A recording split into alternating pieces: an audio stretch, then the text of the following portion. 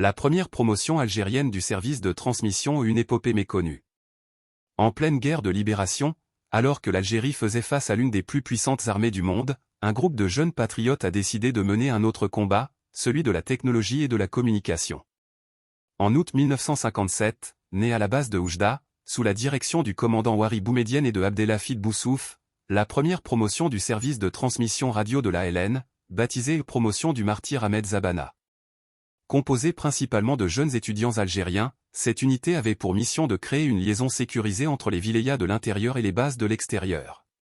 Leur rôle, transmettre les ordres, écouter les communications ennemies, et assurer la confidentialité des messages grâce au chiffrement radio, code Q.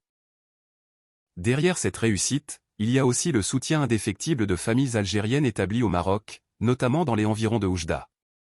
La famille Triki, la famille Dardak, la famille Zawi Abdelkrim, le docteur Adam Abdel Salam, la famille Ben Yaklef, la famille Chorbi, et surtout Bouabdallah El Hadj Mustafa, qui mit villa et propriété à la disposition des Moudjahidines, ont joué un rôle clé. De même que Rabat Enla, qui offrit ses camions au service de la cause. Parmi les jeunes de cette promotion, on retrouve des noms devenus historiques. Attar Mohamed, Farid, Bouzid Abdelkader, Abou El-Feth, Dib Boumdienne, Andani Ibrahim, Ben Miloud Noureddin, Ben Yaklef Hassan, Brouhan Abdelrahman, Safé, et bien d'autres.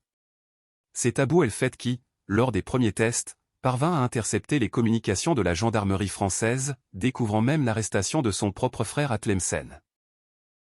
Le centre principal fut installé à Oujda, avec une station jumelle à la frontière tunisienne.